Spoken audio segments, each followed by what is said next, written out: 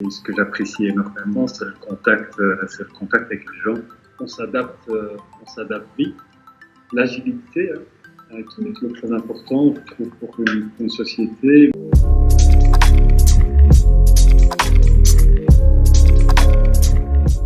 Salut Thomas. Salut. Merci beaucoup aujourd'hui de nous consacrer du temps parce que je sais que tu es quelqu'un qui a un planning très très chargé, mais tu es toujours disponible pour tes partenaires et tes employés. Est-ce que, avant qu'on ne commence et qu'on te pose des questions, est-ce que tu peux nous expliquer un petit peu qui tu es, quel est ton contexte, pour que les gens comprennent mieux en fait qui est Thomas? Donc je m'appelle Thomas. Je suis aujourd'hui CEO de Easy, un rôle que je partage avec Jean-François Hermans, qui est également CEO. Oui. Donc je suis dans ce poste depuis septembre 2019, donc depuis quelques mois. J'ai 14 ans d'expérience chez Easy, donc j'ai commencé chez Easy à 20 ans. À l'administration, je faisais un peu de support à la vente. Et donc j'ai eu plein d'opportunités chez Easy. Et donc voilà un peu mon parcours chez Easy. Chouette. Est-ce que aujourd'hui, en fait, comment tu te sens dans le contexte actuel en tant que CEO? C'est spécial. Mon job en temps normal existe pour 80% du temps à donner des conférences, des présentations, être en meeting avec les gens. Et donc, dans tout ça, ce que j'aime bien et ce que j'apprécie énormément, c'est le contact avec les gens. Et assez vite, je pense même, déjà le vendredi 13 mars, chez Easy, on a décidé le 12 mars au soir que tout le monde passait en home working au plus tard le lundi 16. Et donc déjà le vendredi 13 mars, je sentais qu'il y avait un truc qui manquait et que j'avais moins d'énergie. Et donc ce manque d'énergie il vient vraiment des contacts humains qu'on n'a plus. Non, c'est sûr. Assez spécial. Après, on s'adapte vite. Et donc on trouve un autre rythme de travail. Donc maintenant, après 4 semaines, presque 5 semaines, j'ai pris l'habitude. Je profite quand même pas mal. Je profite de la famille, des enfants, de vivre à une autre vitesse également. Donc les soirs qui d'habitude sont quand même souvent remplis d'events, de travail en général. Aujourd'hui, j'ai beaucoup moins ça. Donc c'est quand même, il faut toujours essayer de voir le positif également dans ce genre de situation. Bien sûr. Et évidemment, il y a du positif. Donc regardons également ça. Bien entendu. À l'heure actuelle, tu vois des nouvelles façons de travailler émerger qui arrivent en fait à cause de ce contexte, chez Easy par exemple, ou chez des clients, des partenaires? Oui, je pense que la vidéoconférence, ça fait depuis 2010-2011 qu'on en parle. On avait peut-être l'impression il y a quelques mois que c'était plus ou moins intégré dans nos habitudes. On voit maintenant que c'était pas le cas. Et on voit maintenant ce que ça veut vraiment dire d'intégrer une façon de travailler dans nos habitudes. Et je pense qu'aujourd'hui, j'ai en moyenne 4-5 réunions vidéoconférences par jour. Et donc c'est devenu tellement naturel, logique, et donc on va plus s'en sortir, je pense. Maintenant c'est clair que ça fait partie de notre façon de travailler. Et je vois la même chose chez les clients. Je vois que les clients, ils ont également, comme nous, intégré ces nouvelles façons de travailler. Et voilà. Oui. Ça, c'est quand même assez remarquable. J'aime bien l'image qu'on voit souvent passer sur les réseaux sociaux de qui a géré ou qui a lancé la transformation digitale dans l'entreprise. Oui. C'est pas le CIO, c'est pas le CTO, c'est le COVID. Oui. C'est vrai, c'est véritable. Clairement. Comment est-ce que les équipes ont réagi avec toutes ces adaptations? Plutôt bien, c'est également là qu'on voit que l'agilité, qui est toujours très important, je trouve, pour une société, mais une société qui est agile, c'est grâce à l'agilité de tous ses employés. Donc oui, ça a été assez vite et assez bien. Il y a Une première chose, donc comme je le disais, le 12 mars, on avait décidé qu'on allait tous passer en home working. Ça nous donnait le 13, 14 et 15 mars pour permettre au niveau technique de faire ça, parce que on avait tout ce qu'il nous fallait pour faire du home working, mais on n'avait pas tout ce qu'il nous fallait pour faire du home working à 275 personnes toute la journée en même temps. Et donc là, je ne pourrais jamais assez remercier les équipes techniques chez nous. Vraiment, je profite à nouveau de l'occasion. C'est formidable. Donc, ils ont tout fait, ils ont travaillé tout le week-end et le lundi matin, tout fonctionnait, tout le monde était opérationnel et tout le monde pouvait travailler. Donc, assez vite, on est switché vers Microsoft Teams pour tout ce qui est vidéoconférence. Et là, on voit que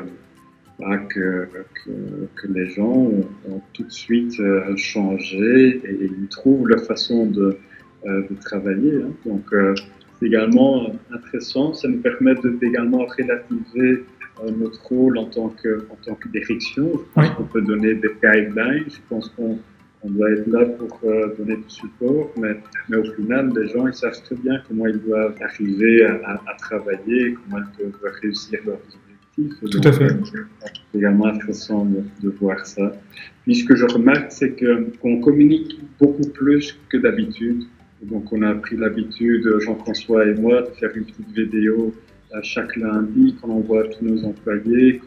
On a vraiment on a pris le réflexe de communiquer beaucoup plus qu'on a l'habitude de faire. Donc, je pense également que c'est quelque chose qu'on va continuer à faire. Au niveau, là aussi, il y a du positif dans tout ça. Tout à fait.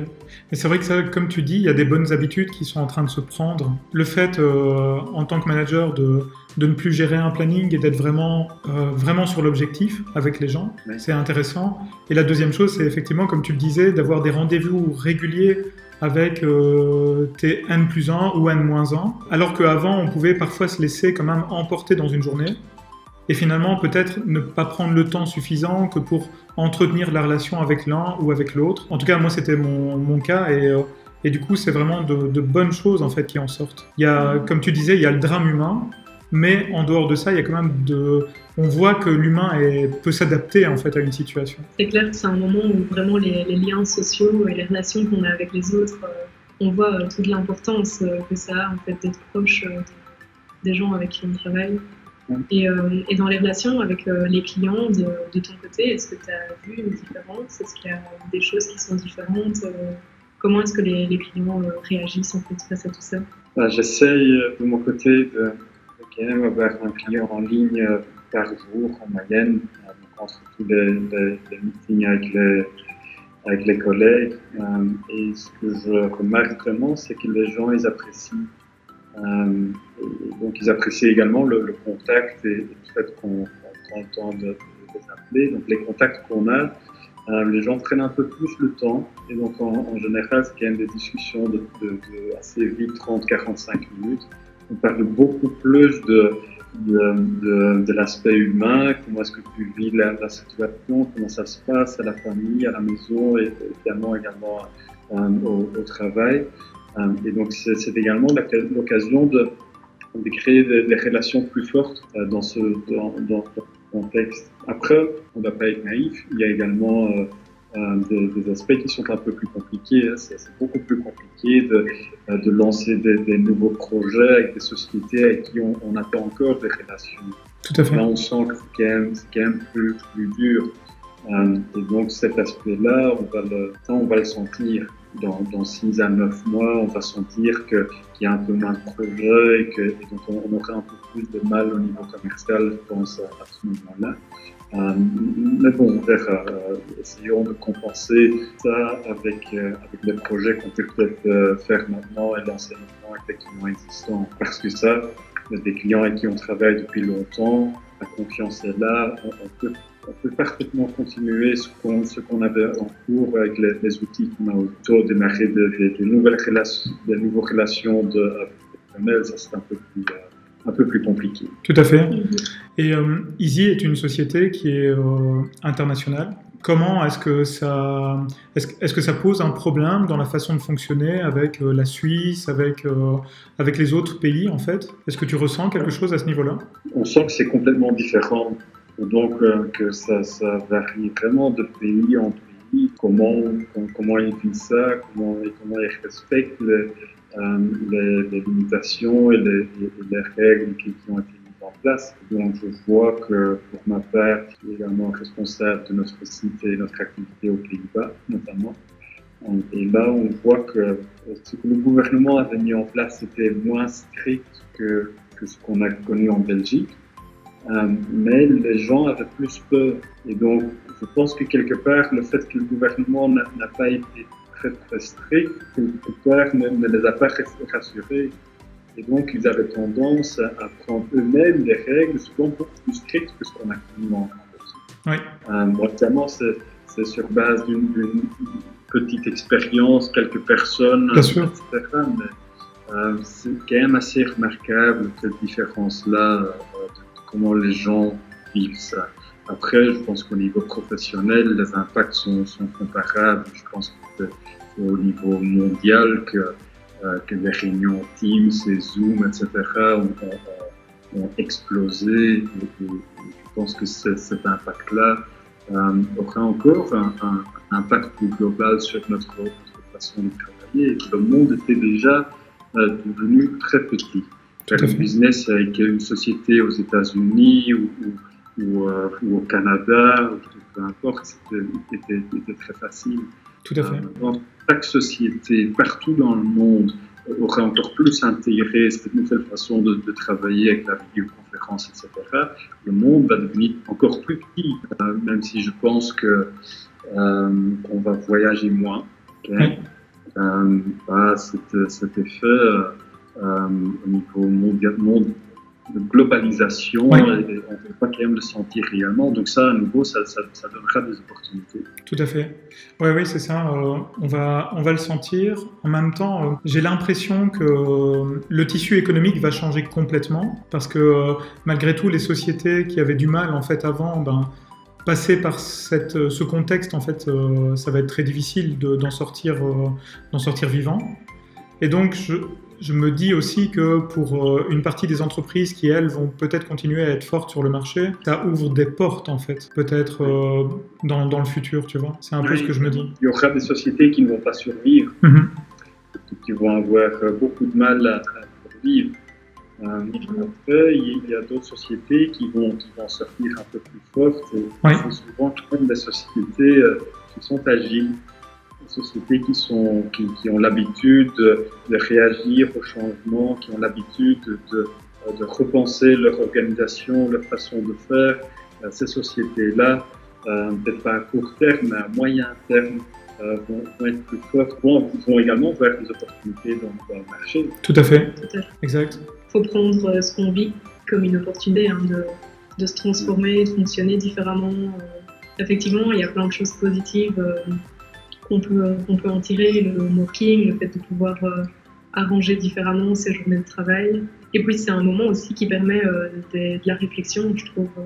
Ça nous permet réellement déjà on en apprend beaucoup sur les gens avec qui on travaille, les réactions des fournisseurs, les réactions des clients, etc. Oui, c'est l'occasion vraiment d'avoir ces phases de réflexion et de penser à comment on veut évoluer par la suite, comment on veut se positionner finalement sur ce marché. Tout à fait. Je pense que, et ça c'est quelque chose qu'on essaye de faire chez Easy, la situation elle est ce qu'elle est. On a très peu d'impact sur ce qui est en train de se passer. L'impact qu'on a, c'est comment est-ce qu'on gère ça. Ce qu'on doit essayer de faire, je pense, c'est de préparer l'après. Et l'après, il sera pas ça sera plus comme ce qu'on a connu avant. Non. Et donc, c'est une bonne opportunité ou occasion de travailler vraiment l'organisation, de s'assurer ou d'essayer d'optimiser encore plus l'organisation qu'on a et de faire en sorte qu'on est prêt à tous les niveaux. Donc, on est en train de réfléchir à certaines choses au niveau de vraiment la façon de gérer la société. C'est maintenant qu'on a du temps pour ça. Bien sûr. Si on gère tout ça maintenant, ce sont des points qu'on ne pourra plus gérer une fois qu'on est sorti de cette crise, et donc on pourra là vraiment se focaliser sur le business à nouveau. Exact. Et j'essaye de faire la même chose au niveau personnel, au niveau privé. Donc je prends quand même pas mal de congés parce qu'à un moment donné, ça fait quand même du bien. C'est quand même une période également fatigante. Oui. Et j'essaye de tout faire pour une fois qu'on sort de cette situation, d'être le plus fort possible, le plus reposé possible, et là vraiment être prêt pour relancer le business. Tout à fait. Ça, quelque part, en fait, le fait de proposer effectivement à nos employés en fait d'aussi prendre congé parce que c'est vrai que comme tu dis, c'est épuisant nerveusement. Et puis, deuxièmement, on aura besoin d'eux au moment de la reprise, en fait. Quand toutes les sociétés vont être sur les starting blocks et que l'économie va reprendre progressivement, on l'espère en tout cas. Et du coup, il ne faudrait pas qu'on se retrouve avec tout le monde avec 20 jours de congé sur septembre, octobre, novembre, décembre, quoi. Effectivement. Oui.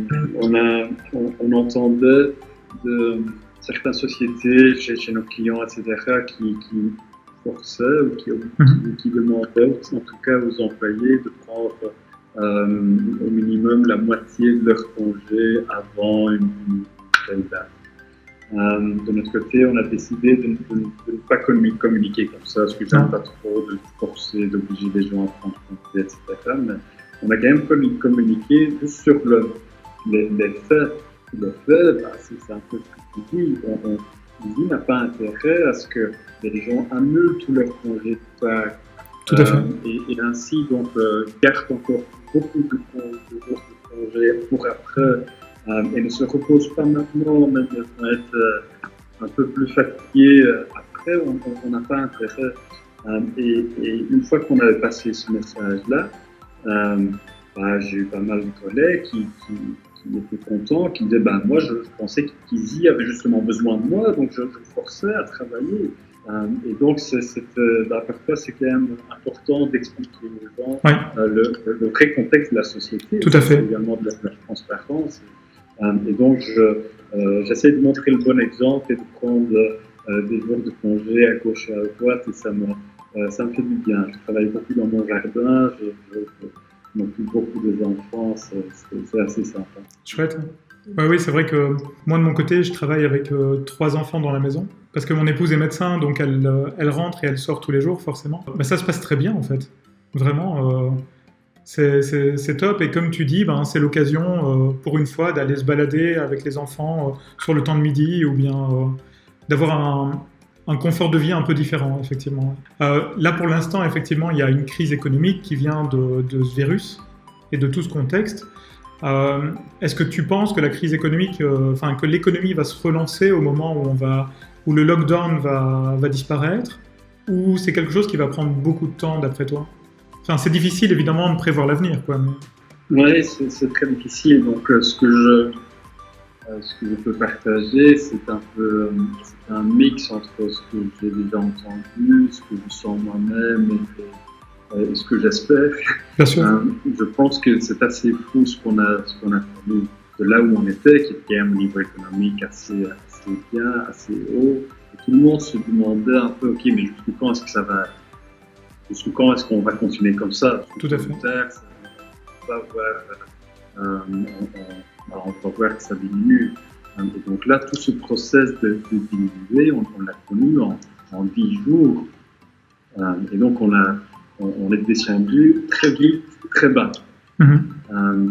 Et j'espère quelque part que la reprise va également être plus vite que d'habitude. Là où d'habitude, on a besoin de 12, 18, 24 mois. Ici, quelque part, j'espère qu'on aura besoin de moins de temps. Et en même temps, on a tous notre responsabilité là-dedans, surtout au niveau de la société. Je comprends parfaitement des clients, des sociétés qui disent on a un peu en stand-by, on va un peu attendre. on verra dans 6 mois. Parce que tout le monde fait ça dans 3 mois. Exact. Par terre, donc on a quand même notre responsabilité. Je pense qu'on doit tous essayer, dans la mesure du possible évidemment, mais quand même continuer les projets qu'on avait en cours. Essayons de voir les opportunités, essayons de quand même de continuer à entreprendre. Tout à fait. Je pense qu'on avait 2 acquisitions en cours, ou 3. Donc, à un moment donné, c'est normal qu'on se pose la question de qu'est-ce qu'on va faire? Est-ce qu'on est en stand-by? Est-ce qu'on va attendre? Est-ce qu'on fait toujours le projet? Est-ce qu'on ose faire ça? Alors, on a quand même décidé d'avancer. Top. Et ici, bravo. La semaine prochaine, on peut finaliser une acquisition d'une chouette société, une acquisition stratégique. Et donc, voilà, donc on essaye, nous, de montrer également, de continuer en tout cas, et de ne pas mettre ça au frigo, parce que ça fait partie également c'est ça qui va nous aider à sortir de ça plus fort également. Bien sûr. Non, ça c'est certain. Et ça, c'est vrai que c'est quelque chose qui est caractéristique de Easy, parce que forcément, nous, on a la chance d'être partenaire avec Easy, avec vous. Oui. Et c'est vrai qu'il n'y a pas un moment, il n'y a pas une semaine où on ne communique pas. En fait, on communique tout le temps. C'est souvent sur l'initiative de Easy, quand même pas mal aussi sur l'initiative d'Underside, et on continue à parler. Presque tous les jours, on a quelqu'un d'Easy au téléphone, et donc où on se synchronise sur des choses, où on prépare l'avenir, comme tu disais. Et il y a ce côté, en tout cas, là tout à l'heure, effectivement, tu remerciais ton équipe technique. Moi, je voudrais profiter en fait de YouTube, de Facebook et autres, en fait, pour vraiment, et de LinkedIn, en fait, pour vraiment vous remercier, parce que vous êtes dans votre approche hyper humain, hyper respectueux. De vos partenaires, et ça c'est vraiment top. On se sent hyper soutenu dans ce contexte qui est pas facile, et effectivement on a des vrais échanges humains profonds, et ça, merci 1000 fois. En fait, on est à 2000%, on est à 3000% hyper content en fait, vraiment, que vous ayez pu prendre des parts chez Underside, parce que on se sent vraiment soutenu, on échange avec vous, on dédramatise certaines choses, c'est vraiment, vraiment top en fait. Donc ça, merci beaucoup, vraiment au top. Ah oui, mais c'est la vérité. Ce qui est bien par rapport à ça, c'est que personne n'a dit qu'on devait faire ça. Non. C'est naturel. Donc c'est ça qui me rassure, c'est que je sois là ou pas, que Jean-Michel Bloch qui s'implique fortement dans le projet, que ce soit Jean-Michel ou Tony ou quelqu'un d'autre, peu importe, on aura toujours cette même façon de faire. Oui. Et ça, c'est les valeurs qu'on a chez Easy, et je pense que ce qui fait que ça fonctionne bien, c'est qu'on partage les mêmes valeurs. Bien sûr. Et quand on sait qu'on travaille avec des gens de valeurs, tout est plus facile, et on sait que ce genre de choses que tu viens de dire, que ça vient naturellement. Merci en tout cas pour le feedback. Et c'est tout à fait authentique. Et après, c'est vrai qu'il y a quand même des choses qui sont communes entre Easy et Underside dans le positionnement, tu vois. Tout à l'heure, tu disais, oui, mais il faut qu'on arrive à continuer à avancer. Et c'est vrai que les premiers mots chez Underside au niveau de la team de management, c'est que personne ne se considère comme une victime. La situation est comme ça, et on va avancer comme ça, et on va apprendre des choses, et on va construire comme ça, en fait. Et ça s'est passé des deux côtés, sans qu'on se synchronise. Et donc, effectivement, comme tu dis, il y a quand même des valeurs qui sont profondes, qui sont partagées, quoi. Donc ça, c'est vraiment très chouette, en fait. C'est vraiment cool. Vraiment. Bien. Yes. Mais écoute, un énorme merci, en tout cas, pour tous ces partages, tous ces échanges. De toute façon, on aura l'occasion d'échanger très rapidement dans les jours qui vont suivre, j'en suis persuadé. Merci de nous avoir consacré du temps, et pour toute la communauté qui regardera ça, parce que le but, c'est de créer des moments d'échange pour permettre aux entrepreneurs, aux managers d'avoir des référentiels dans ce contexte qui est pas simple, et donc de savoir finalement, tiens, qu'est-ce que font les autres, qu'est-ce qu'ils en pensent, et quelles sont les attitudes en fait qu'on peut prendre par rapport à tout ça. Donc on te remercie 1000 fois. Merci beaucoup, Thomas. Merci à vous. Salut Thomas. Salut, Ciao. à bientôt. À bientôt. À bientôt.